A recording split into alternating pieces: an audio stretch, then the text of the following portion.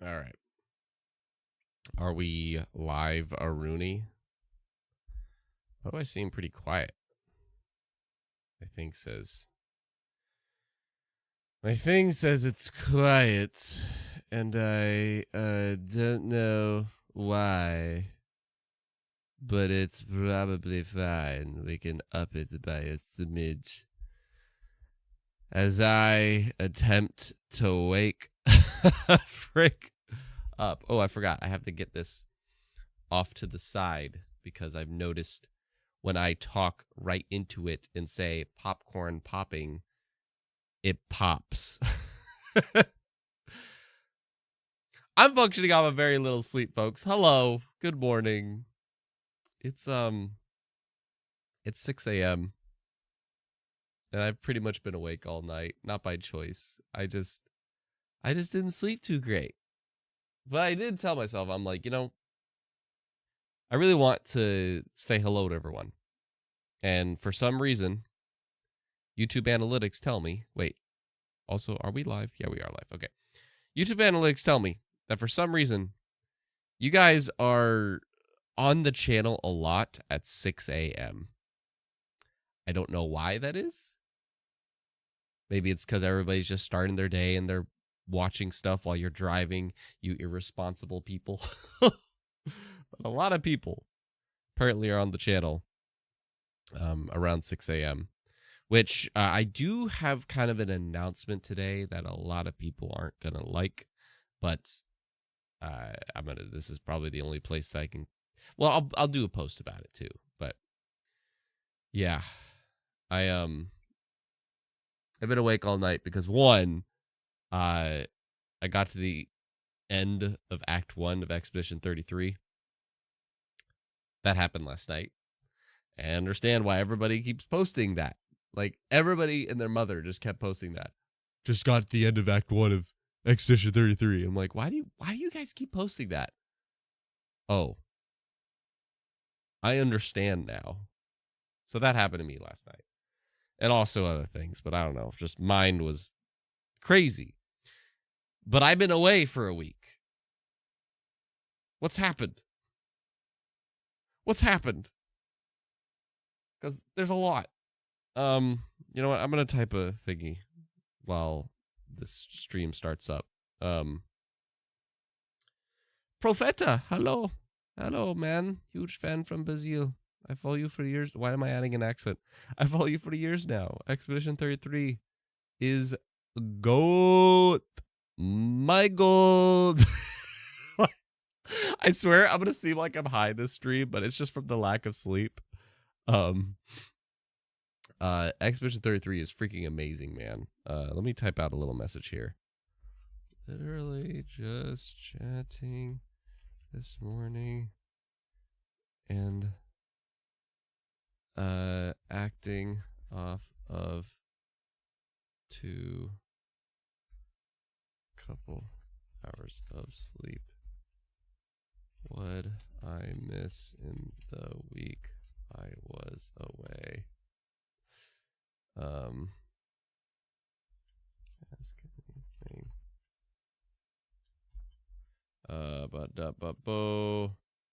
I'm gonna make that message, and I learned recently that you can pin chat messages. I did not know you could do that.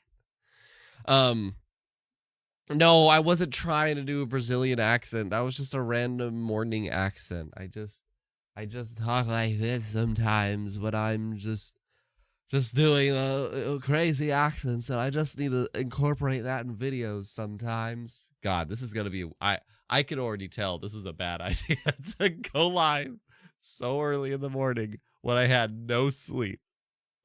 You can literally ask me anything, and I will give the most unfiltered answer ever. Good morning, everybody. What is your time where you're watching? What time is it now? As you are, I mean, if you're driving and listening to this, if you just joined, I ratted a lot of folks out where I just felt like, I was away for a week, and I kind of wanted to catch up with folks and see what's going on and stuff. And for some reason, a lot of people are on the channel at 6 a.m. I don't know what people are doing here at 6 a.m., but that's happening. So, I just felt like going live to see who shows up and talk about the things that I've missed. I'm well aware of GTA 6. I'm well aware of Gears of War. And I don't was there anything else pretty significant that happened the past week? Oh, there's a new PlayStation studio. But yeah. Honestly, I just want to hang out. Like I would love to talk about that because admittedly those things I could do a piece of content on Gears of War actually. And who knows, maybe on the spot I could record something here about that. Cuz yeah, there is something to say about that, I think. But Grand Theft Auto 6, it's like they have a new trailer and it's freaking amazing, but the question is it all real? But the delay, like I can't express. The only thing I have to say about, I would love to talk about the Gears thing. Okay, so I'll talk about the Gears thing, Profeta. But the main thing I want to say about Grand Theft Auto 6 is that developers everywhere are so freaking happy that there's finally a date for this thing now. There is finally a date for Grand Theft Auto 6. And no matter what, it's like the best part about it is that developers everywhere and publishers everywhere are just like, cool, now we know to not touch May. Let's just not touch May. Let's just not do it. We're not doing it. But, man, in terms of the visuals of this freaking trailer, it's so good. Like, look at even the water in those bottles. That's insane. Like, watch the liquid inside of these bottles. They're moving and that. There's going to be a lot of people that don't believe this trailer is legit. It's like, yeah, but they haven't shown gameplay yet. Dude, this is the gameplay. like I could pull up the teaser for GTA 5. I could pull up the teaser for Red Dead Redemption 2. Those teasers lived up to the promise. And I'm just telling you, Grand Theft Auto 6 here, it's most likely going to look exactly like this. They said it was captured on a PlayStation 5. I believe it. They didn't disclose if it was PS5 Pro, but yeah, there's no way. There's no way the game doesn't look at least close to this based off of previous stuff. But that's insane. But those bottles, I didn't look at those bottles before. Anyway, I could talk more about that, but honestly, like the GTA 6 thing, I'm just happy that publishers everywhere now have the date, which is May 26, 2026. I think it's funny. What day is this? If this is not on a Thursday, it's on a Tuesday. It's on a Tuesday. Wow. You know, that's fair. They're gonna probably have the review embargo up the Friday or Thursday beforehand, or even on Monday, and just be the talk of the town the whole week. So then everybody buys the game through the whole week, and then they are all playing it on the weekend. Yeah, that's fair. Okay. If you're just joining, I am functioning off of such little sleep, but I've missed you. And I want to I see Silver going, rare Keebs morning stream. Yeah. I just see a lot of folks are for some reason on the channel at 6 a.m. and I missed you, and I wanted to talk with you because I've been away for a week. And I admit I don't think there will be a Codename Good Game tomorrow. I might go live tomorrow. I might go live again in a more tailored way, but I just felt like hanging out and catching up because I did post a video last week, but it was scheduled. It was the Kingdom Hearts 4 video, which I loved the comments on that, by the way. Great comments, great retention, not too much traction. A couple people subscribed from it, thank goodness. because subscribers has been lower lately, but that video people liked a lot, it looked like. So I'm glad, because I was really proud of that one. And I believe everything I said in it. I set expectations pretty, like, not low, but just safe. I say safe expectations. But anyway, yeah. What do you think of GTA 6? Like, do you believe that trailer? Do you believe that it will look that good?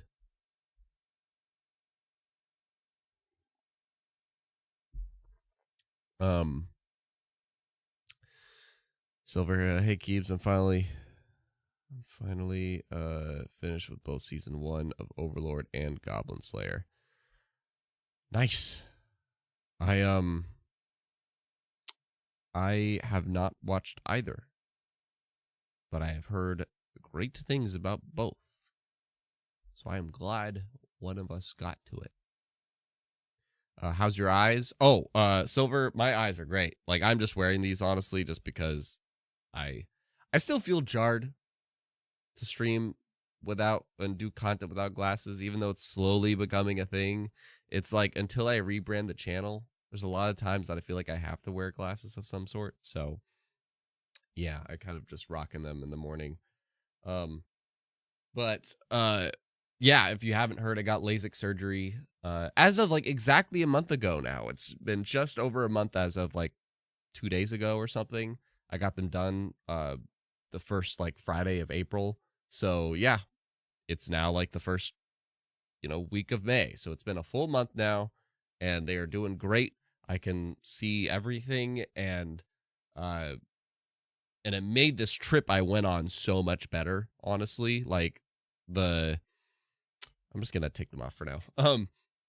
Those are just blue light glasses, so yeah, but they're nice when I look at screens. But it's been so cool. Like, if you don't know, the past week I have been away on a cruise. Have you ever been on a cruise before? Very curious if you've ever been on a cruise before, because I feel like that is something so many of us, like nerds out there, gamers and stuff, have not done. And yeah, I just my dad asked me way back in September, hey, I want to have a really great father-son experience with you before I go on my venture. I've lived around my dad for like 30 years, and he's finally moving away, so it's a bit bittersweet. But before he moved, he wanted to have some epic experience with me, and we decided, like, after a month of thinking about it, let's go on a cruise. And then it's just been a freaking research game ever since then, and it just took a while for us to do it. But we finally did it last week, and it was freaking incredible. And I'm really curious if you've ever gone on a cruise, or if you've ever like been curious about it, and maybe I can answer a question for you, because I'd love to like help in any way I can, sharing my experience. But we did Celebrity Beyond. Celebrity is the cruise line, Beyond was the ship.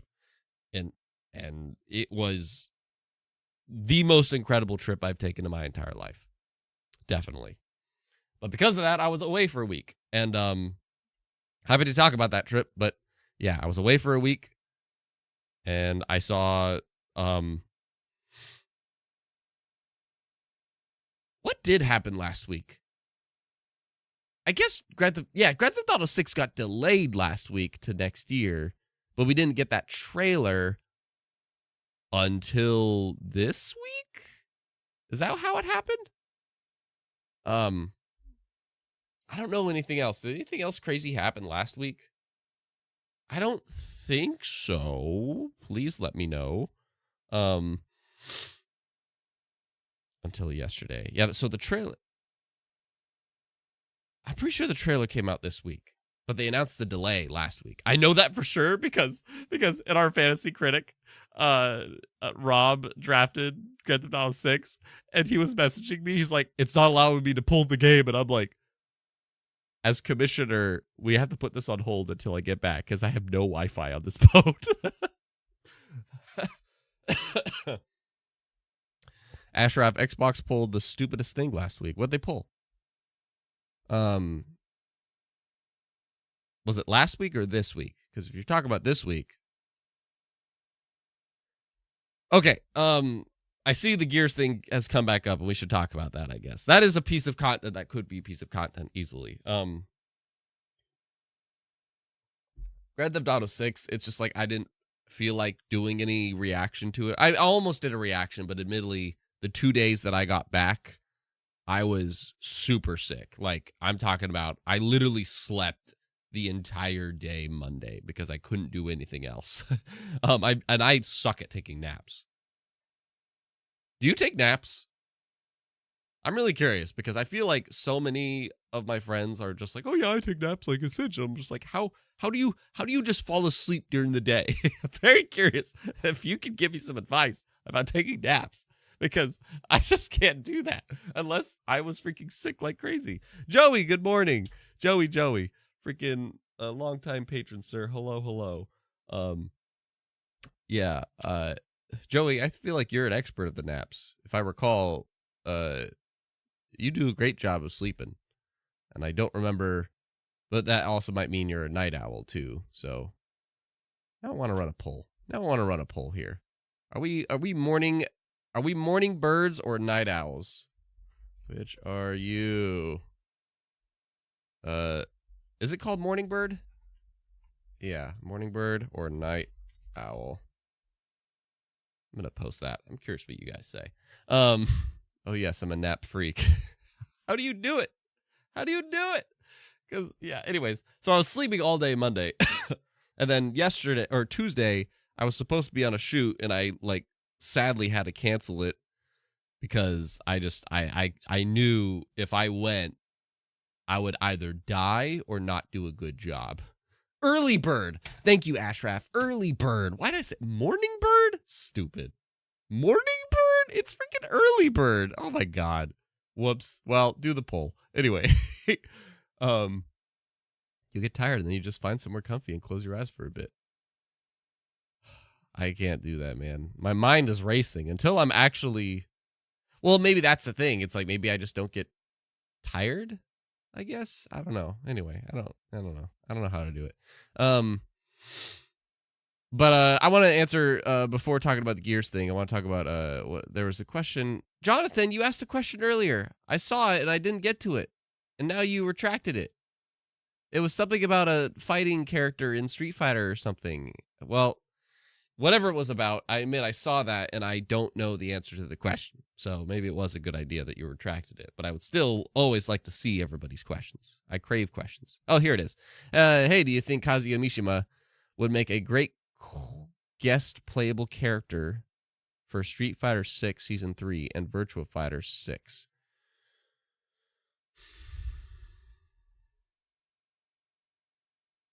Street Fighter 6 would be much cooler because if I recall, there's already been some forms of collabs between Street Fighter and Tekken. I feel like he would fit much more in Virtua Fighter, though. I feel like he would fit much more in Virtua Fighter. I don't... Oh, wait. You're saying Kazuya. Sorry, I mixed up. I don't know why. I'm functioning off of like 2 hours of sleep. Heihachi. I don't know why I thought I read Heihachi. I think Heihachi would match more for Virtua Fighter. I think Kazuya would be better for Street Fighter. So yes. Yes to Street Fighter. Anyway, Jonathan, at least Borderlands 4 didn't get delayed. Okay, so before we move away from the GTA thing, and seriously, I would love your thoughts on the GTA 6 thing. I have a theory. A game theory. So, in my Fantasy Critic, I took a risk. And if you don't know what Fantasy Critic is, it's where you draft video games that represent you in the year that are going to be like that, what you think are going to be the highest reviewed games that are releasing this year. That's why I said earlier, Rob drafted GTA 6 and he had to drop it because it's no longer coming out. And luckily, nobody counterpicked it. Now, I took a risk and drafted Judas. Do you remember Judas? Do you remember that game? The game we've seen like twice now. Apparently, journalists had a 4-hour preview of. And the same publisher as Grand Theft Auto 6 saying in a board meeting that they plan to release it in March 2025. Yeah, Silver remembers it. I took a risk and said that game is coming out in 2025, and I think it's going to be one of the most highly reviewed games of the year. It's past March, and honestly, I didn't think it would come out by March. I thought it would come out in the summer. I thought it would be a summertime game, and Grand Theft Auto would be their big fall game. But now that Grand Theft Auto is no longer in the fall, and Summer Game Fest is coming up, maybe. Just maybe. Judas is coming out in the fall. From 2K. Okay. What do you think? I don't know. I'm trying to give me hope, man, because everybody wanted to counterpick that. When I put Judas on, I got counterpicked, and I'm like, I was one of the first 2 people to get counterpicked, and I'm like, you know what? I understand. I was kind of hoping you guys would take the bait, but I'm also hoping that was a successful strategy.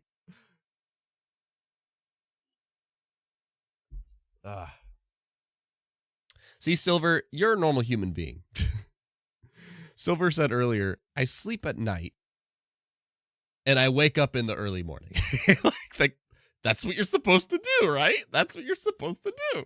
You're not supposed to stay up until freaking midnight and 2 a.m. and sleep 4 hours, then take a 2-hour nap or whatever during the day. You're supposed to just stay up maybe another hour or 2 after the sun goes down and go to bed and sleep 6 to 8 hours so you could just have the full 16-hour day to do it whatever you want. Isn't that what's supposed to be the normal thing?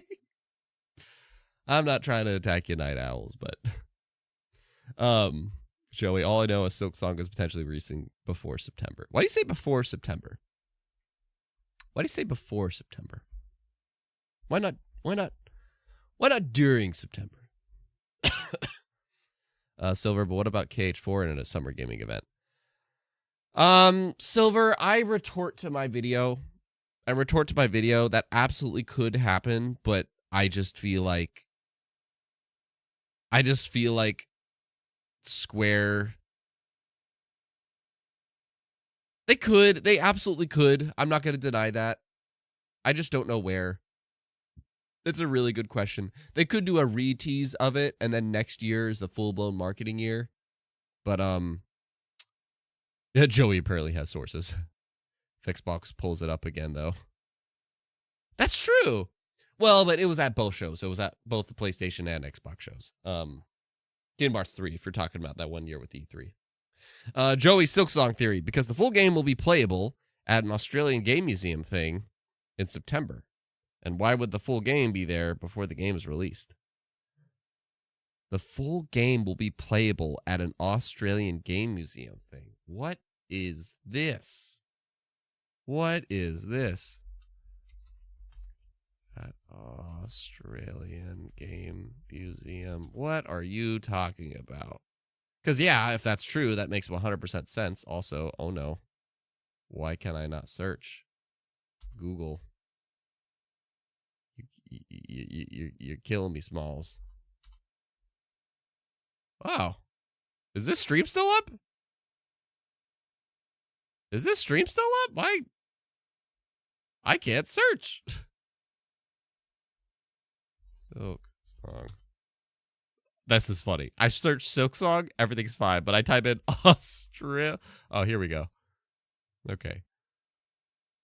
So 7 days ago, Hollow Knight Silk Song will be playable in September 2025 at an Australian museum.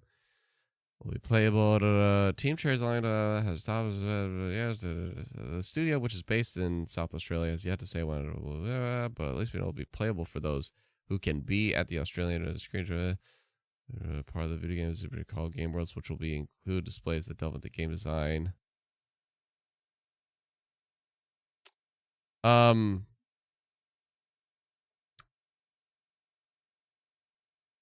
Okay, we're going to read this part right here.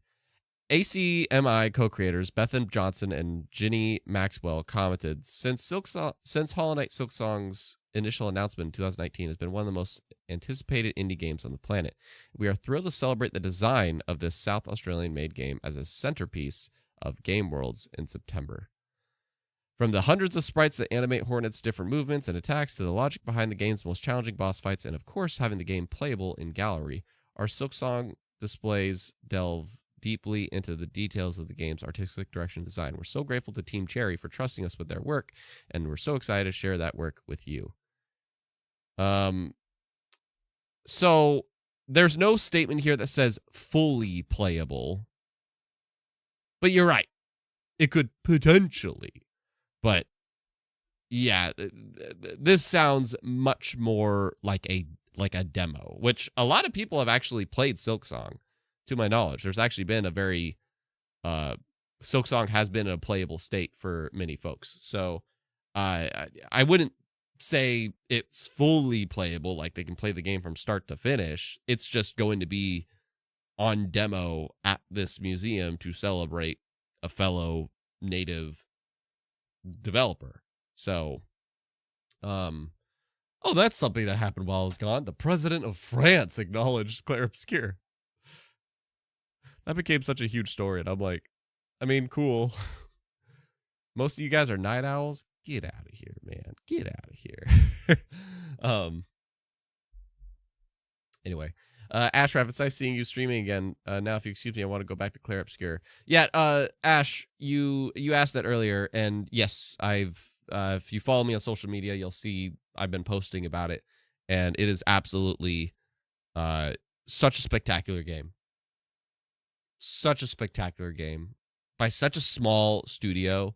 Like, while you brought it up, I guess I'm gonna end with the Gears thing, but I wanted to bring up just that Claire Obscure. You know, not only is it the highest reviewed game of the year as a small studio, but it has now sold 2 million copies. And to put into perspective, I was celebrating the fact that Astrobot, I did this whole video breaking down like why Astrobot's so important for the industry. And like, there's so much I have to say about Claire Obscure, but admittedly, like, on two levels, both the personal level and the big picture level. And the big picture level is that, like, I love what it sends this message of, between Split Fiction, between Claire Obscure, between Astrobot, these games that have modest-sized teams in the double digits instead of hundreds, that develop something in 3 to 5 years that is top-notch quality with a unified vision and so much passion. It's just so cool. Like, Baldur's Gate 3, I would also say, is in this category. It just crosses into the $100 million budget area, but it's still an indie team that knew what their vision was and made it happen. And it's just so cool to see Claire Obscure continue to just send this message of, hey, now I'm curious, how big was the team on Alan Wake 2? How big was the team on Alan Wake 2? Alan Wake 2 was done with about 130 people on average for about 4 years dev time. Okay, so over 100 people. But still, that's a game that turned out fantastic as well by a studio that is not under a big publisher or anything. They got Epic, I think it was Epic, correct me if I'm wrong, to back them.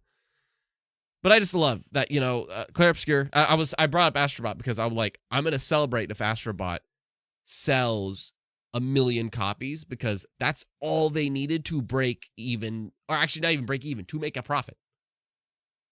I don't remember how I broke that down. I have a video about this and just how Astrobot is so important big picture wise. But yeah, long story short, they just needed to sell like 700 or 800,000 copies to break even. So getting up to 1 million puts them in the profitable area. And that is a game that had so little marketing, but such a small team, not small, but modest team behind it. And it became Game of the Year. And now we're seeing a very similar story this year, where a brand new studio with their first game ever becoming the highest reviewed Game of the Year, having such AAA level polish to it and quality. And now here we are. And it's got 2 million copies sold. I even know a lot of people that have been playing it with Game Pass, and they're like, I'm just going to buy the game because I just want to support these guys and like keep seeing what they do next. So that's awesome. It's so cool. Team of 30 working on Expedition 33, and it became the highest reviewed game of the year. No microtransactions. No expansions. Well, yeah. And it's fantastic. My personal side of things is that it's phenomenal. Like, let me know if you want to know my personal thoughts, but I just think it's great. It's such a cool success story to hear.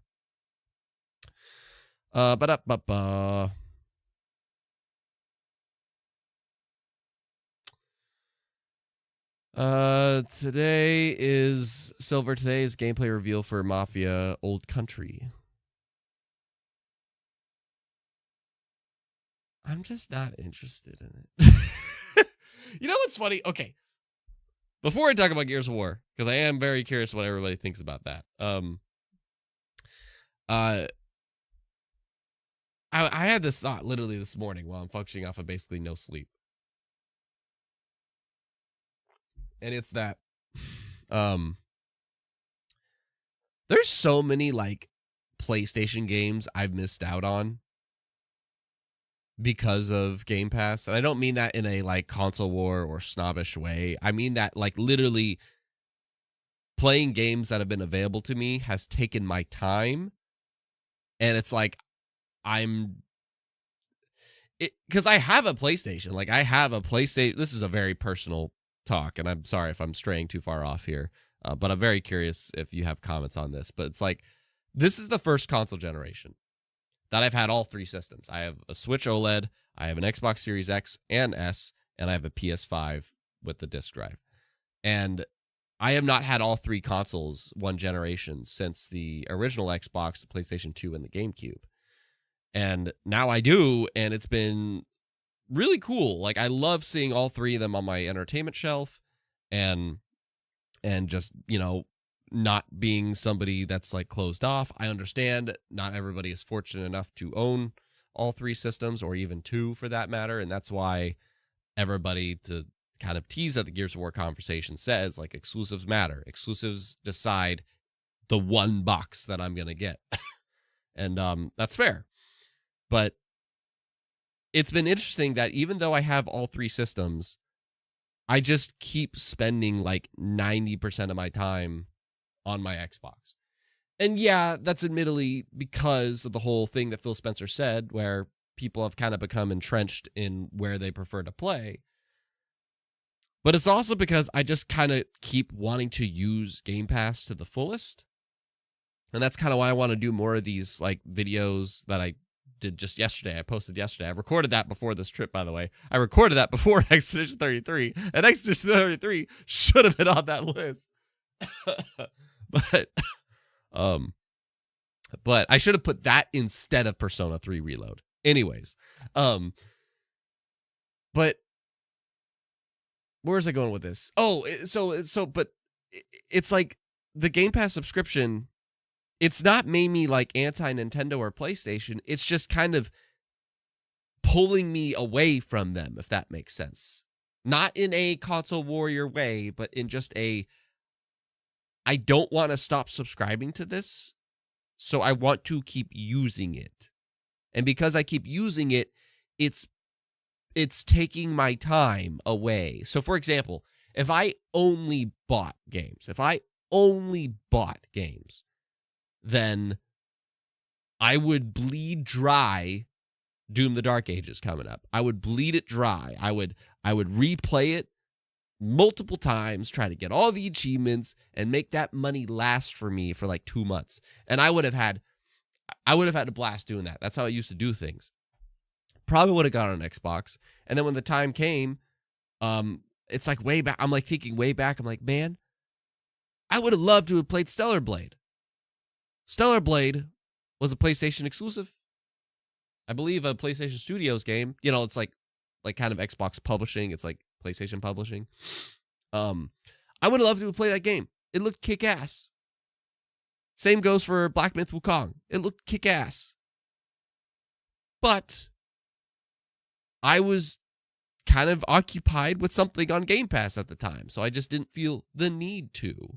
I would love to have played those games, but I didn't feel the need to play them. And that's what I'm kind of like realizing, is that it's like, it's funny that I own all 3 of these systems, but maybe that's the strategy. And again, to kind of tease at the Gears of War conversation, it's like, is that really a strategy? Is like, you know, if people are not on our system. Hi, Jerone. Jerone. How do I say that name? Announce that for me. I'm going to say Jay. Maybe that's a strategy where it's like, if people are not on our system, let's start, you know, drip feeding our old catalog of games out and make sales. But if we keep them on our system, we'll use Game Pass to do that. And if they're on our system all the time, they might buy games on our platform so we can get 100%. And that's teasing at the Gears of War conversation, but it's just like, it's working. It's working, at least on me. It's not going to be working on everybody else, but it's just funny because it's like, man, I do want to play Black Myth Wukong, which is currently still exclusive on PlayStation. I do want to play Returnal someday. I think Returnal looks sick. There's so many like PlayStation games that I have not played that I do want to play. I just keep getting distracted by the games that I have access to. Does that make sense? Do I sound like a console warrior right now, or am I like, do I sound like a person that's just getting distracted? I would love thoughts on that. Like, that was my deep thought this morning. It's like, I feel like I'm just ignoring my PlayStation and Nintendo. And the only reason I am is because of Game Pass. But if Game Pass didn't exist, I would have probably got Stellar Blade. Oh, I probably would have got Black Myth Wukong instead. If I could choose between the two, I would probably want to play Black Myth Wukong more. I probably would have been tempted by Paper Mario Thousand Year Door. And yeah. Jerome, Returnal's really cool. You are not regret when you ever got the time to play. You will not regret. No, I almost did. There was a month I was subscribed to PS Plus, and because I wanted to just play the Plucky Squire. Have you played the Plucky Squire? What do you think of it? Yeah, I thought with the time that I had left, because the Plucky Squire wasn't that long of a game, I thought, like, you know, I have 2 weeks to kill. What can I play in that time? I almost did Returnal, and I kind of wish I did. But I played Shadow of the Colossus instead, which is still special. But it's like, man, I kind of wish I tried to, like, gun hard Returnal. Might need to get more water. CNT, why are you streaming so early? Hello. You got to change that profile picture, man. And now I understand what you're seeing, what CNT means, and you gotta change that. I don't think that's. Anyway, yeah, CNT. I can't call you that. I need to say connoisseur. I'm just gonna. I can't even call you by your name because I know it's terrible. It's a terrible name. I'm sorry. Oh, I'm sorry. I'm gonna just call you Con. Your name is Con from now on. I'm gonna call you Connor. Connor. Good morning. Yeah, I'm streaming early because for some reason, YouTube tells me that a lot of people are on the channel at 6 a.m. on Thursdays. I don't know why, but that's what YouTube says. But it's funny because so far this stream, there hasn't been that many people that have tuned in. So do not, if you're an upcoming YouTuber, don't take analytics like law. Don't think this is absolute law and that, like, this is absolute here, because you just never know. And there's an announcement I kind of have to make about that at the end of this, but I actually need to make a post about that. So, anyway, but I just kind of missed you and I wanted to hang out with folks, but now I know streaming at 6 a.m. is a bad idea. I think what it is that people watch videos at 6 a.m. They don't watch live streams at 6 a.m. They watch videos. Am I right? Do you think I'm right? Okay, we need to talk about Gears of War. But Jonathan, do you think Virtua Fighter 6 will come to only PS5, Steam, Xbox Series X and S, and including Nintendo Switch 2, not at launch, just not for PS4 and Xbox? There's a lot of games, man, that I think unless it's a super like low, I'll say like a Deltarune, you know, unless it's something that's like that, you know, where it just doesn't require much graphic fidelity whatsoever, and the more platforms, the better. I think most, especially like AA and AAA games, I think we're just moving on from PS4 and Xbox One. Definitely Xbox One. Xbox One, a lot of folks are just kind of like done supporting. But PlayStation 4, there's still a huge player base. But yeah, I think we're in the last year of supporting the PS4, if not already. Do you wish that you're a fighting game fan, Jonathan? I'm sorry, I'm not too much of a fighting game person, so I don't have much like stuff for you here. But do you wish that Tekken should have both English and Japanese version, because the playable character should be voiced by English and Japanese VAs at the same time? I have no comment on that, but I do think options for any game, options are fantastic. Options should always be a thing. Speaking of Claire Obscure, I think it's amazing that there's like 5 languages in that game. Same goes for South of Midnight. I haven't talked about South of Midnight yet anywhere other than like social media. I did a KibiCast review. If you just like, if you want to support the channel, Patreon, I love it. Thank you so much. Shout out to you, Joey, if you're still here. He's one of them. But yeah, I did a review for South of Midnight on there. And I just want to say really quick, have you played South of Midnight? Or has anybody here played South of Midnight? Because that is like gonna go down when the time comes to decide what is my favorite first party Xbox games this generation. That's gonna be one of them. It is not one of the best. It's not one of the best, but it's gonna go down as one of my favorites. South of Midnight was a really solid, like, it was such a solid 8 out of 10. It's one of those 8 out of 10 games that I love. It is just so well produced, and another team that's very passionate, you could tell. Do they execute everything the best they could have? No, but it's just still, you could tell what they were trying to do with the world, the music, art direction, the performances. Such a good freaking cast, man. The main character, like Hazel, she's awesome. The character designs, the occasionally the level design. Like, again, there's things that hold it back from being a 9, especially like in some of the story beats that they try to do. Just sadly, Compulsion games, they're just not that, like, they're not going to be known as one of those FromSofts, those Hazelight Studios, you know, those Santa Monicas. They're not going to be known as that. They're just going to be known as like, yeah, they're a fine studio. They're a good studio. I think the talent there is good, but I just have a feeling they're just not capable based off of their track record of making like an amazing game. But that aside, yeah, the execution could have been better, but I had a blast with South of Midnight, man. I freaking really, really, really love that game. Again, it's one of those 8 out of 10 games that I really love, and I highly recommend everybody play it. I should have, could have, would have put it on that list, honestly. Like, that list I just posted yesterday, there's so many things that could be on that are probably way better picks than what I put. I feel like short games is much better to sample a subscription service. Like, don't put them on long series or marathons. Put them on something that they can sample. And I feel like I should have thought of that and maybe cut out Indiana Jones. Well, I don't know. Admittedly, that list I just kind of thought of on the spot, but I think that list should not have anything that's more than like 20 or 30 hours, because then that might take up somebody's entire month. And I think South of Midnight would have been a great pick for that.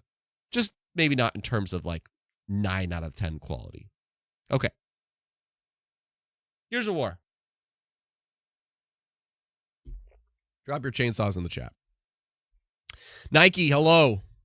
Hello, good morning. This has been a good experiment. I kind of just, I felt like I'm functioning off of no sleep. So, and I wanted to go live today. I just didn't know when. And I was like, you know what? If I'm awake, let's just do an experiment. Let's just see if this so-called YouTube analytic of people being on YouTube on my channel at 6 a.m. Most of the time, let's just see what happens if I stream at that time. And I have learned many years ago that doesn't, that doesn't really hold up. People could be doing whatever at that time. That could be the viewers that have been to your channel, but they're watching something else. Or that could be them watching a short or a video on your channel rather than a live. Or that could be them just browsing the platform. That could be anything. But this was an experiment to see who's here at 6 a.m. Like Patrick Starr. Good morning, Simon. Simon, good morning. See, that's the other reason I want to go live, is that I was just kind of missing the community. And I bet you towards the end of this, everybody's going to be here. Now I'm getting lightheaded. Hang on. Let me grab. I wish I had water here. Oh, I do.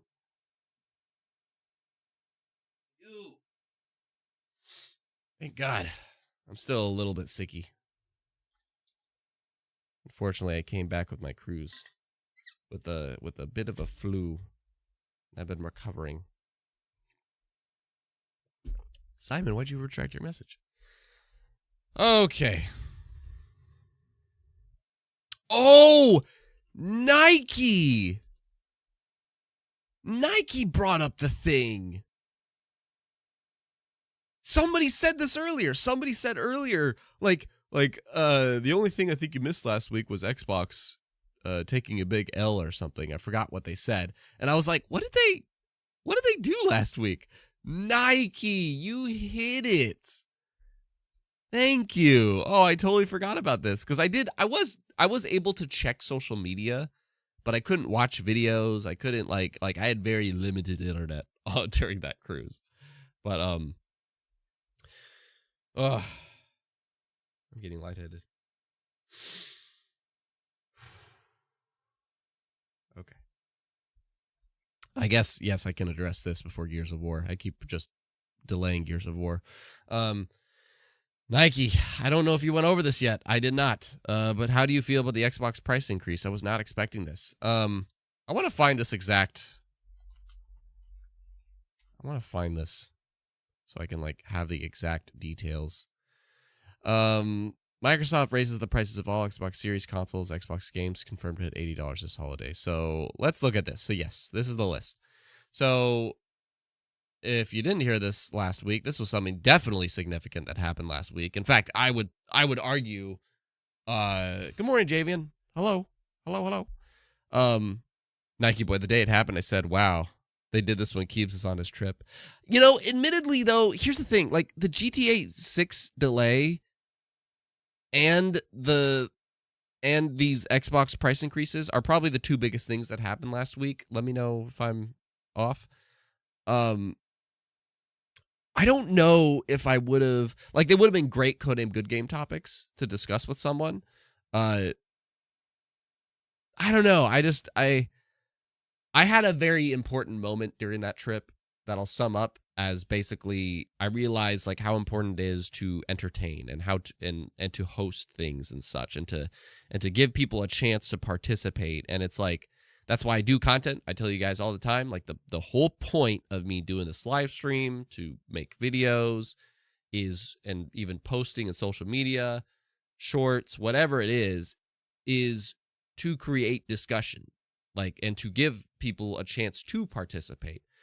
But this trip, I was watching the cruise director and it made me realize, this guy's doing such a good job. He's creating all these fun things, all these participant things for all different kinds of people. I'm not saying I should be an all-encompassing channel because coaches everywhere downplay that. But I don't know. He was just doing such a good job in that ship. And it's it may be kind of a bit more particular about what topics I want to cover and how I want to do it. So I don't know. But That being said, I feel like the GTA 6 delay, while significant, this is much more significant in terms of the big picture. Because Xbox is next up after, like, following Nintendo's news. Xbox is the next people to raise prices on things. And I think Luke Steffens, if you don't know Luke Steffens, great channel, he did a great piece about this, explaining, like, instead of, approaching it as just a typical consumer, he did a great job breaking it down as just, just thinking as a businessman. And somebody brought up is that this happened very shortly after Microsoft had some investor meeting or something, and apparently things are, like, sky high. Not only that, apparently, like, the 3 most sold games on PlayStation right now are Xbox games, and that became part of the meeting and how, like, they've expanded so much. And yeah, Nike, like, absolutely, PlayStation is going to be following this whole thing, but it's like these price raises, they did it while they're on a high to these investors, and also the fact that Nintendo took the first step. So these didn't come out of nowhere, but it's really interesting. That Series S specifically, man, that's crazy. A freaking Series S, the basic Series S, the one that I got, went from $300 to $380, and the Xbox Series X went up $100. That's wild. And this is the most comparable thing to the PlayStation 5 Pro, the Xbox Series X 2 terabyte Galaxy Special Edition. And it's the most comparable because one of the other reasons the PS5 Pro is so expensive is not just because of the hardware, but it's also the fact that it has a lot of storage. It has a 2 terabyte hard drive, if I recall, which is a drastic improvement from the PS5. So this model here is the most comparable to that PS5 Pro, and now it was a lot cheaper than that, but now it's just basically the same price. However, it has a disk drive. So this is pretty crazy. I'm glad the regular core controllers are still the same price. I don't know. Headset only went up $10. It sucks. Like, no matter what, it sucks. I'm very grateful that I already own all these, basically. I don't have an Elite controller yet. Which, did that go up? That did go up. It went up by $20. Oh, you son of a bitch. But I'm very blessed to have all these, but it's like, but the problem that we're going to talk about with Gears of War, if I can keep the strength off, please send me energy in the chat. If I keep going here, please send me energy in the chat because I'm going to die. I'm still getting over a little bit of a sickie. The problem with these price raises is that if somebody, like many people I know, are not primarily Xbox folks or don't have an Xbox console, then this is certainly not going to entice them to get one. Like if, and granted, Xbox as a platform is the most accessible amongst the big three between Nintendo, PlayStation, Xbox. They're the most accessible now between having a few multi-platform, not all, having a few multi-platform releases, having the ability to just play on your phone or your TV, or using cloud gaming even on an Xbox One, which is insane. Like, I think you could do that. I think you could just use your Xbox One to play, say, Expedition 33 if you want. Like, they have all these ways of playing games if you're a Game Pass Ultimate subscriber. But obviously the most optimal way, like we need to talk about Gears of War, but it's like, because that happened this week.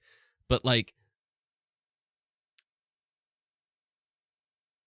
as long as Game Pass only exists on Xbox platforms, aka PC and console, like their console and just PCs in general, until Game Pass is on PlayStation or Nintendo, you could only get that on an Xbox. That is their main exclusive now. That is their main selling point. And if the only way to get that hardware to use Game Pass to the fullest benefit, you could get it and do cloud gaming, but to use it to the fullest benefit, they upped the price, man, and that's going to be interesting to see. I don't know. I feel like Xbox's console market, which they've already admitted, has kind of maxed out. So unfortunately now they're just upping the price, and tariff shenanigans probably caused that. But yeah, Nike Boy PC is starting to look affordable now. But it's just you miss the days that consoles used to go down. Don't you miss the days that the console prices used to go down? We're in an era now that console prices don't go down. They go up. And I guarantee you PlayStation will be following this within weeks. Not months, weeks. I guarantee you. All right, I need to take a deep breath. JB, the prices ranges are honestly really sad to see across the board. Gaming really is becoming more of a luxury hobby. Yeah, unfortunately. Like, again, mobile and PC are where it's starting to become a thing. And I don't want to say PC as well as other people, because a lot of people are just like, oh, PC is the best thing ever. But it's like, yeah, but as expensive as the PS5 Pro is, and now the Series X is, and the Switch 2, it still costs a lot of money to build a PC or buy a PC that can run things as good as those consoles. Like, you're going to be spending a lot of money to do that. So, but the thing I want to say, I want to see if I can find like a chart or something that shows what I'm talking about. I mean, this is a 2021. Is there a more updated one? Is this 2023? Cool, I'll take this. So this was in 2023. And I guess I can't zoom in. Well, hopefully you can see it. But so this is a breakdown of how much money is spent in various like places that gaming exists. And as you can see by this chart, there is like half of gaming's money generated is from mobile. From mobile. And that's just because we all have, in the terrible words of Blizzard, have a smartphone. We all have a smartphone now, and it's like that is the most accessible thing, and I think that's why Xbox is wanting to do the this or that, and try to like get people, okay, what if we made it so that they could just play our games anywhere with cloud if they subscribe to Game Pass Ultimate? We could reach that market. We could reach that market that is half the people. Oh, then there is also this chunk here, this 21% that's PC, basically, just PC or browser. Oh, wait, no, sorry, 21%, yeah, downloaded PC games. Now, it's funny because I thought, this is in 2023, I would love to see this update in 2024. Actually, let's see if I can find that. Global Games Market Value 2024. Because, I feel like that has changed significantly in 2024. Okay, no, it's still pretty much the same. That is still pretty much the same. So yeah, but just basically, this all makes sense. PC is becoming like, it's slowly becoming like as spent as the console market is. But the console market still is a thing. But mobile, where it's at. I don't know where I'm going with this. I'm just saying, like, if you're going to raise your console prices, I feel like Xbox, some might say, no, there's no way I'm going to get an Xbox. Cool. There was no way you're going to get it anyway. There was no way you were going to get it anyway. Like we're to that point now, and I think Xbox knows that it's just like we've just kind of reached our console market, unfortunately, and that's it. We're just going to, we've got who we got. We're going to keep our console people loyal to us by making sure Game Pass is great and supplying them with great games and getting partners and still getting a few exclusives, which they still will have. Gears of War, we're going to talk about. I keep teasing at it. But I think these price raises just happen, but just because it's like, we have to do it because of tariffs. 2, Nintendo bit the bullet for us, so now we can do it. And we're not looking to make friends, we're looking to make money. And 3, we've reached everybody we can. And as much as exclusives do sell systems, they've reached everybody they can. Nike, I'm worried about seeing PlayStation prices. Xbox was a shocking increase, and same for Nintendo, but PlayStation IDK, they might overdo it. Oh, that's a good point, Nike. That's a really good point.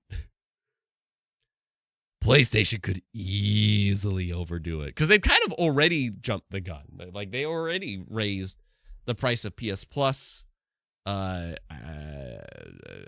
internationally or just in Canada. I can't remember. They've risen their console prices in other territories and keep doing it. So now this has happened. That's a good point. PlayStation could really overdo it. I didn't think of that. They could really overdo it. It's pretty scary. You know what else is scary to a lot of people? I'm going to start a recording because this could be something promising. Speaking of PlayStation, we're in a reality now that the PlayStation Twitter account tweeted, "Rev up your Lancers. Gears of War Reloaded comes to PS5 on August 26, remastered from the ground up." Gears of War promoted by PlayStation. We are in a timeline. We are in a timeline, man. like honestly, a couple of you have asked about this the whole stream because it's fresh. Like, this just happened this week. And I think the crazy thing, Simon, wait, that was this morning? No, I think it was yesterday. It was either yesterday or the day before. Oh God, sorry. Still sick.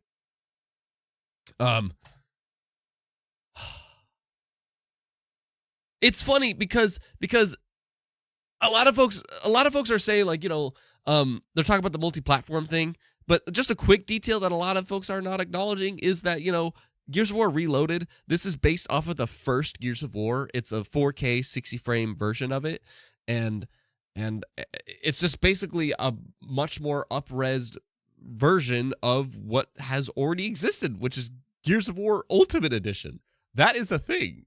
And so it's like, for Xbox peeps, it's like, what the hell is this? Like, we've already had this, like, oh, but now you can play it in 4K. Okay. But what's kind of cool is that they're giving the Xbox folks, again, because they're trying to make sure Xbox is the best place or the most easy place to play their games. And so if you owned this before, then you'll just get it upgraded for free. And obviously, if you're a Game Pass subscriber, you get it for free. So it's like the Xbox peeps get it good. So, okay, there's that front. The obvious thing to talk about is that the PlayStation peeps are gonna get what is nearly as identifiable to Xbox as Halo. Gears of War Reloaded coming to PlayStation is... Here's what I want to ask you. Does this mean what a lot of people are saying, where Halo is the only exclusive Xbox franchise now? You list things out: Forza, Age of Empires, Gears of War. Fable's still not on PlayStation, right? Is Fable on PlayStation? I don't think Fable's on PlayStation. The reason people are saying that. Okay, sorry, still lightheaded. Wait, Connor, this is how it should be. Every game should be on every machine. Let the best gaming machine win. So Connor, I agree with that statement. But the plan here is that Gears of War is being used the same way that Age of Empires is, the same way that Forza is, the same way that Sea of Thieves is. Xbox has been piecemealing out these games that are months to years old to the PlayStation folks. And will soon do it much more to the Switch, now that the Switch has upgraded hardware for the Nintendo folks. And what they're doing with that is sampling out their IP, their games from their studios, their developers, to get people to be interested in their franchises and to buy their games, of course, because they're making a killing. Like we just got reports this week that like the most profitable games in the PlayStation Marketplace are all Xbox owned IP. So the idea of the strategy is, yes, to make money, but also, do you this is the question. Does Gears of War E-Day launch day and date on PlayStation? Does that happen? Because if it does, then my theory is wrong. My theory is that this is an opportunity to get new Gears of War fans. Master Chief Collection will come to PlayStation and probably Nintendo. That will be an opportunity to get more Halo fans. Fable. They'll probably post Fable to Nintendo and PlayStation. That'll be an opportunity to get more Fable fans. Forza Horizon 5 has been doing gangbusters on PlayStation. That has been an opportunity to get more Forza fans. They have put or will put their 4 horsemen on these other systems with the older entries so that when the time comes and Halo 7 comes out, or when Gears of War E-Day comes out, or when Forza Horizon 6 comes out, or when this new Fable comes out, you can eventually play them. But to guaranteed play it day and date, you will have to get an Xbox, which has now raised their prices. I have a feeling this was a genius strategy to just try to, and I'm sorry, I know there's a lot of people out there that aren't into looking at the big picture. They just want to talk about the fancy graphics and how much fun they have playing the game. I love doing that too. I just also like thinking about the big picture. And this whole thing has kind of been the strategy to like try to increase their market, to reach as many players as possible, not for the charity of it, but just to be literally like, hey, if you really like Gears of War, we got the next one coming for the 20th anniversary next year. Hey, if you really like all these Halo games you've experienced for the first time, or just are reminded how much you love Halo, they'll probably honestly release the remake of Halo onto PlayStation, but we got Halo 7 coming here. And I think that's what they're going to do is like, because do you see Avowed on PlayStation? Do you see South of Midnight on PlayStation? Do we have any news of Fable launching on PlayStation? Do we know of... Is Dusk Till Dawn? No, As Dusk Falls. Did As Dusk Falls come to PlayStation? I don't know, but it's like there's still things that are Avowed. Avowed is Avowed. Did I say Avowed? I don't know. I'm losing my head. But there's just things that still haven't come to PlayStation or come later. Did Indiana Jones come day and date? Did Hi-Fi Rush come day and date? They're experimenting. Yeah, those things have come to it, but they're doing this strategy of testing the waters and letting people try out their IP to gain new fans that will hopefully lead to them trying out either Xbox Game Pass Ultimate or getting a system to play that next entry. Am I right or wrong? We'll have to wait to find out. But to me, that makes sense. Now, could I be totally wrong? I could be totally wrong. And they're just doing this to make the money and just to, sell software because their hardware isn't selling anymore. That could be the case. That could be. But I feel like they know what they're doing. I could be wrong. That's my thoughts on that.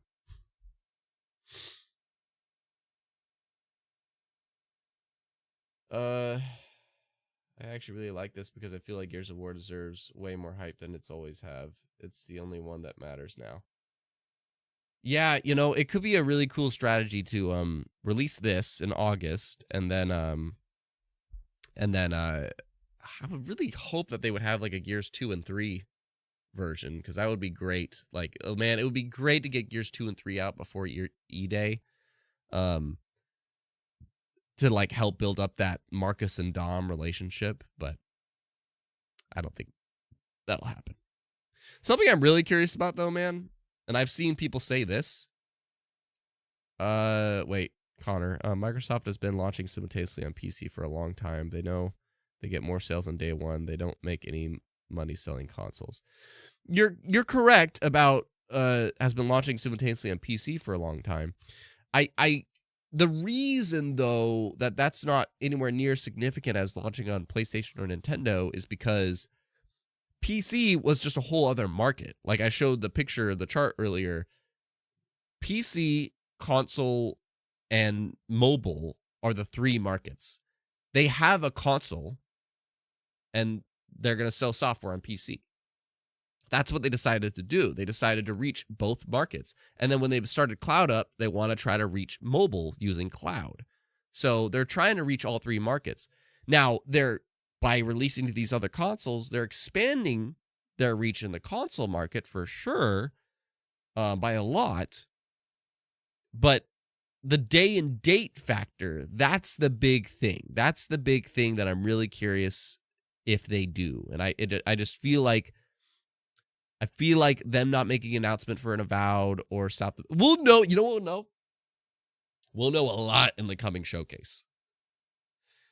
That's what I was about to say. I'm really curious about this summer's Xbox game showcase because they're not hosting a live event. They had a big statement, which was, last year we did want to like add these labels of games that are coming to other platforms, but we just didn't have the time to do it. This year they'll have the time. So it's going to be really interesting in this showcase to see all of like the PlayStation and Nintendo labeling. That's going to be really interesting. And I'm really curious how that goes. But I mean, we saw it at like the Game Awards, right? When they showed Outer Worlds 2 and Outer Worlds 2 coming to PlayStation, which by the way, some might say, well, isn't the proof that Tony Hawk and Oblivion and Outer Worlds 2 are launching day and date to PlayStation? Fair. But those are IP that already have a history being on PlayStation. And that's what I think matters. South of Midnight is a new IP that doesn't have a history on PlayStation. Avowed is a new IP that doesn't have history on PlayStation. So games that don't have a history on PlayStation will still launch exclusive, I believe. I could be wrong. But the things like Call of Duty, Minecraft, Elder Scrolls, Doom, they're going to still make those multi-plat day and dates like Doom is about to be. Doom is next week, man. Oh my God. So anyways, I to respond to Connor's thing, I just think that they're reaching more of the console market by piecemealing out things. Yeah, could they get more sales releasing it everywhere? Sure. But they do want to have people in their own marketplace, and that matters. So I think the Indiana Jones approach is the minimum. I think Indiana Jones was a great example of what they'll do going forward. Is they'll have like 3 months to maybe 2 years of an exclusivity window, and then they'll pour it over. My opinion. I could be wrong. Rocket, did you see the Xbox Rogue Ally leak? Yes, I did. I honestly don't know if I have much to say about it. We'll see. I don't like to talk about leaks either. I'm curious if they'll announce that at the showcase, But man, I want to know what their first party one is. I really do, because if it functions like a PC, I don't want that. I want it to just function as if it's an Xbox in my hands. And I'm willing to wait for a more powerful one that, like, I don't know. Very curious. It's very confusing that, like, supposedly they have this partnered one and then an actual one next year or the year after. But I just want to say the showcase. I'm really curious about that showcase because they're just not saving stuff for it, right? Like, we're going to have a whole stream devoted to predicting that showcase, the Xbox showcase.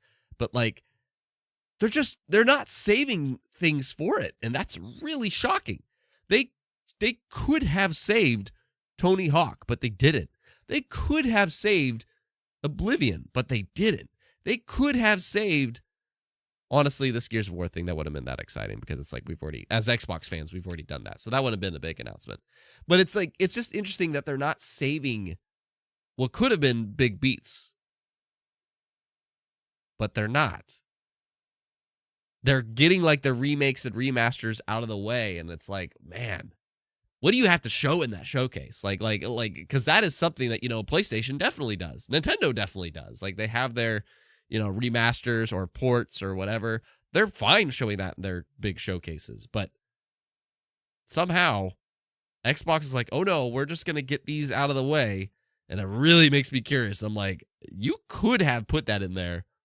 It would have been a low moment, but you could have done it. What do you got in that showcase? I'm really curious about that. Really curious about that. Thank you, boy. This is an interesting year for gaming. It is. It definitely is, between the Switch 2 and these price raises and so on. It's been a great year for gaming, though, man. Like, I think 2023 was the last best year we had, but this year has been really great. Like, I think this is the best year in gaming we've had in a very long time. We're only 5 months into the year, but there's so many Game of the Year contenders. It's crazy. Yeah. Game of the Year contenders, what would they probably be this year? Expedition 33 for sure. Split Fiction for sure. Probably Monster Hunter Wilds. I don't think Blueprints will make it in there, but it could. God, I'm rooting for Doom. Next week, man. Rocket, the Elder Scrolls 6 teaser. So, Rocket, that is a theory I got. That, like, this Oblivion remake, remaster, whatever you want to call it, they could have done this to help build. And they also have this whole ESO celebration going on. They have a lot of Elder Scrolls going on right now. And it makes me wonder if that's because they have a moment coming. But I don't think they would. I feel like they would say that for next year. No? Oh, that would be wild. But it's like, they just came off of Starfield. And there's a Starfield DLC coming too. So it's like, oh, you end the show with that. Man. Like, but you can't talk about Elder Scrolls 6 without giving a release window.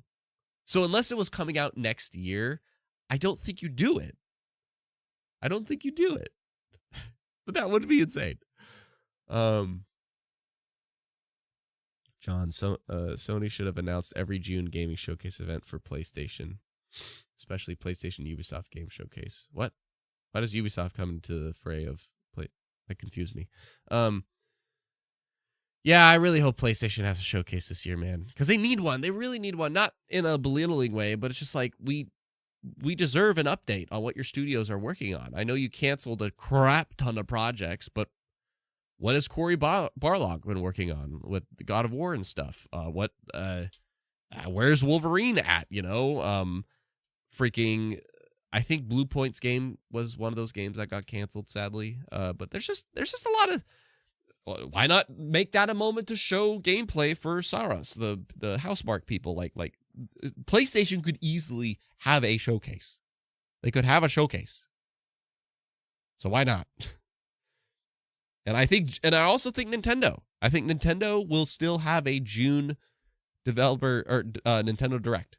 I do think that'll happen, maybe in late June, to really like help, you know, after everybody's gotten the system or everybody that doesn't have one yet, here's a follow-up to all the shenanigans coming. I definitely think that will happen. I would bet on that. But PlayStation really, I really want them to have one, man. I really do. Connor, maybe this is why we are getting a whole Marcus Phoenix collection. Game development takes a while for all platforms. Maybe they wanted something they could launch on everything. Yeah, you know, I think there was proof that the Coalition was working on at the least a Gears of War 2 Ultimate Edition. And then the project got scrapped. So, I don't know. I still think it's just the sampler. It's just the sampler to get people an idea of what you're missing over here. That's really the idea of all these multi-platform releases, is like, here's what you're missing over here. Yeah, you got to play Indiana Jones finally, but you could have played it like 5 months ago over here, kind of a thing. Yeah, you're finally playing Hi-Fi Rush, but you could have played it like 8 months ago over here, kind of a thing. And it's like, it's stuff like that. Ori and the Blind Forest and the Will of the Wisps. Will of the Wisps actually came pretty soon after, if I remember right. That was definitely the beginnings of the experiment. But okay, folks, I have to get the frick out of here. I am dying. I just wanted to see how a 6 a.m. stream would work. I think the afternoon streams do a lot better in terms of viewers and stuff, but I just wanted to experiment and try it. I might, so instead of Codename Good Game tomorrow, I might go live again tomorrow, if I have the strength at least. We'll see. Or maybe I'll just do Codename Good Game, but I kind of talked about things already, so it's like, yeah. But, I kind of just want to be able to hang out with you guys, so. Last one from you, John. What do you think? Yeah, any final questions? If anybody's got any final comments or questions, please unload. But I do want to go.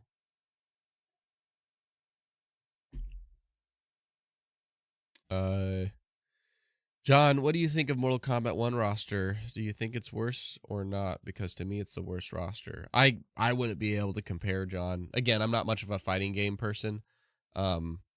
However, make sure you subscribe with the bell because I have a video about Smash Ultimate coming up. And it's very relevant. So I can't really compare the Mortal Kombat rosters because I don't really play too many fighting games. But yeah, I can't really give you an answer to that. Sorry.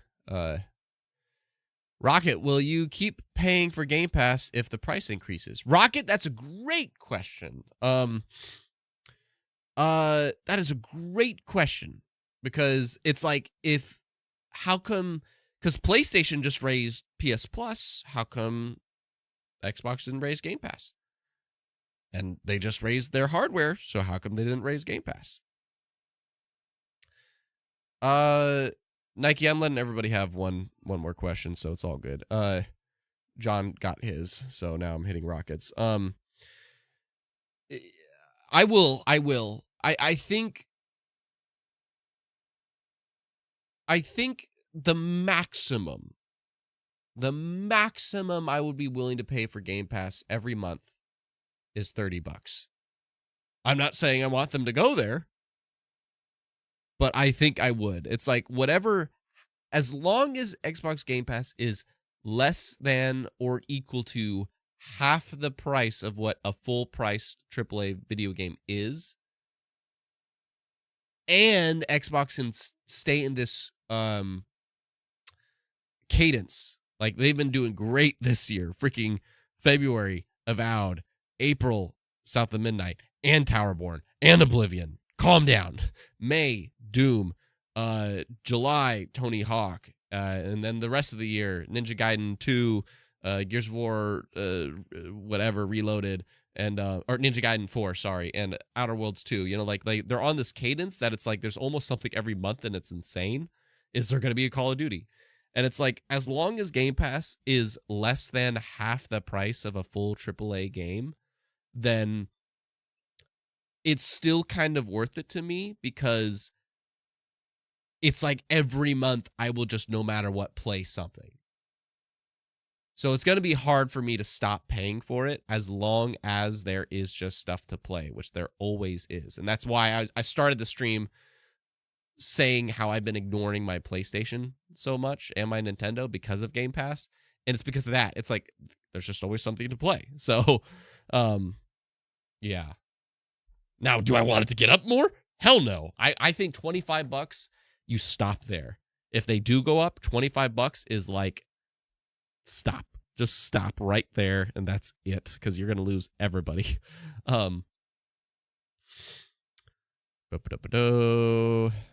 Nike, what about Expedition 33? It's a game from a small team that makes games from a AAA studios look bad. Oh, yeah, Nike, we talked about that earlier, man. I wish I could tell you where I did. If you skim around, you'll see, like, at one point I did pull the tweet up on screen. I talked about that already, so yeah, just scroll back for it. But long story short, exactly. It's so amazing that a small team managed to do that. That's so freaking, just alongside Astrobot and Split Fiction, it's really great to see these smaller teams putting these ballooning game budgets to shame. It's so awesome. Oh yeah, I don't. You also have to consider taxes. No, I don't. No, I don't.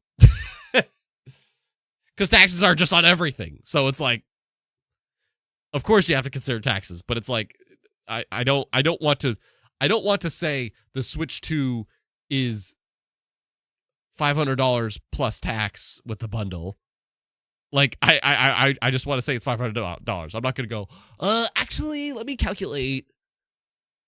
It's actually $562.43. Sorry, I'm just teasing. Okay, I'm a skedaddle. I hope you love the things you love, that you geek out about the things you love, and that you're proud of who you are, and keep having an awesome life. And I hope I get to be part of that by talking about games with you. I know my anime channel is just like a starving wasteland, but I've been watching Love is Hard for an Otaku. Really been enjoying it. I have one episode left. I am going to get some sunlight on me, eat some food, and see what the hell I can do today with this energy. Might try a Twitch stream later. We'll see. I thought that would be kind of fun. But until now, be geek, be proud, and be awesome.